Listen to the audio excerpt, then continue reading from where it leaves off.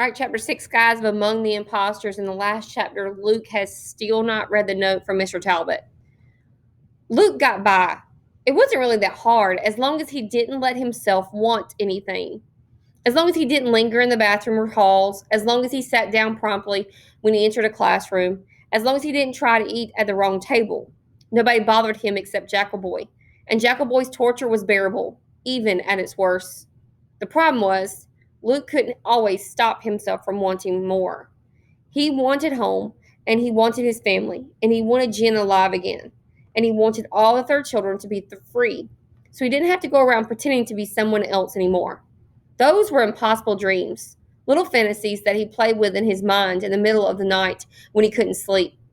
The glow of those fantasies always made reality seem even bleaker the next morning. But everything else he wanted seemed impossible too. He wanted to be able to climb into bed each night without even looking at Jackal Boy, without saying, "I'm the dumbest lecker alive" 100 times, without doing a single push-up, pull-up, sit-up, or toe touch. Once during a nightly session, he dared to mumble, "Leave me alone," to Jackal Boy. But when Luke looked up, Jackal Boy was laughing hysterically. Did you say what I thought you said?" He sputtered between laughs. "Leave me alone? Oh, that's a good one. You stupid fawn roll. You're going to make me." "Go ahead, make me." Jackal Boy had his fist up, a taunting grin smeared across his face. But behind him, their other roommates gathered, eager for a fight. Eager, it seemed, to help Jackal Boy pound every shred of courage out of Luke. Luke sized the height and weight difference just between him and Jackal Boy. Never mind the rest of the boys. Nobody had to swing a single punch. Luke's courage was already gone. At least Jackal Boy tortured Luke only once a day. 3 times a day, in the dining hall, Luke longed for food that tasted good, mouthing bitter greens and mealy bread. He dreamed of Mother's stews, her biscuits, her apple pies. He could remember the exact sound of her voice asking him, "Want to lick the bowl?" whenever she made a cake, and then the taste of sweet batter. He could remember every detail of the one time that he and Jen had made cookies together. They used special chips made of chocolate, and when the cookies were done and hot from the oven, the chips were melted and sweet on his tongue. He and Jen sat in the kitchen laughing and talking and eating cookie after cookie after cookie. That was one of the best visits he ever had with Jen. It was also one of the last. He tried to forget that, but he couldn't. He knew that if he sat down in the Hendricks dining hall and someone put a whole plate full of Jen cookies in front of him, they'd taste every bit as bitter as the greens. He wouldn't be able to eat a bite. And Mother's biscuits, flown in fresh, if that were possible, would crumble in his mouth just like the mealy bread.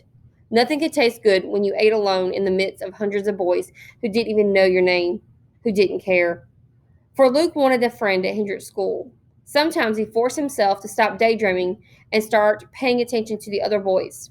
He wasn't brave enough to speak to any of them, but he thought if he listened, then someday. He couldn't tell the boys apart. Maybe it had something to do with being in hiding all those years. He wasn't blind. He could tell that some of them had different colored hair, even slightly different color skin. Some were taller, some were shorter, some were fatter, some were thinner. Some of them were older even than Luke's brothers. Others were a few years younger than Luke himself. But Luke could never fix any of them in his mind. Even Jackal Boy was unrecognizable outside of the room. Once he came up to Luke and said, "Ah, my servant, just when I need a pen. Give me yours, kid." And Luke stared open mouth for so long that Jackal Boy just eased the pen out of Luke's hand and headed off, muttering, "Fine time to turn statue on me." Another time during breakfast, he overheard boys joking at a nearby table. "Oh, come on, Spence," one boy said to another. Luke stared. "Spence," he repeated to himself, memorizing the boy's features. "That boy's name is Spence. Now I know who he is." It gave him a warm glow all morning to think that he'd be able to recognize somebody now. At lunch, he watched Spence slip into his seat. Luke practically smiled. Then Spence knocked over his water glass, dousing the boy beside him. "Ted, you lecker!" the other boy exclaimed. Ted, but, At dinner, the boy Luke would have sworn was Spence looked up when someone called out, "Hey, EJ!" "Not now," Ted, or EJ said irritably. Or was he just simply EJ? Spence and Ted were totally different boys. Luke gave up trying to keep track of anybody's names. He thought he noticed other boys responding to multiple names too. But he can never be sure. Why was he so easily confused? It was like the halls of the school, which always seemed to double back on themselves. From one day to the next, Luke could rarely find his way to the same classroom twice. So it didn't matter that he was never sure which class he was supposed to be sitting in.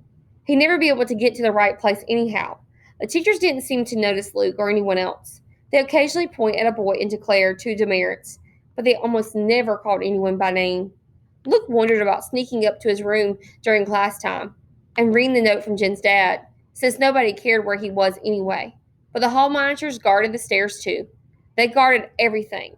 So Luke reflected gloomily the note that could save him was doomed to turn to lint in his pocket, and Luke was doomed to endlessly wander the halls of Hendrix, unnoticed, unknowing, unknown. In bed at night, Luke took to having imaginary conversations with his family. Jen's dad. His part was all apologies. I'm sorry, Mr. Talbot. You risked your life to get me a fake ID, and I wasn't worth it. I'm sorry, Jen. I'm not doing anything for the cause. I'm sorry, Mother. This was the hardest one of all. You wanted me to stay, but I said I had to go. I said I was going to make a difference in the world, but I can't. I wanted to make sure there was enough food for everyone in the world so third children could be legal again. But I can't even understand a word my teachers say, even the ones who are speaking my language. I'll never learn anything. I'll never be able to help anyone. I'm sorry, Mother. I should have never left you. I wish. But Luke wished for so much. He couldn't go on. He was so busy longing for big, impossible changes, he never gave a thought to wanting anything smaller or more practical, like an open door. But that's just was what he got. An open door. Dun, dun, dun. What is this open door? Let's find out. That is like a big turning point in our story, guys. Chapter 7 next time.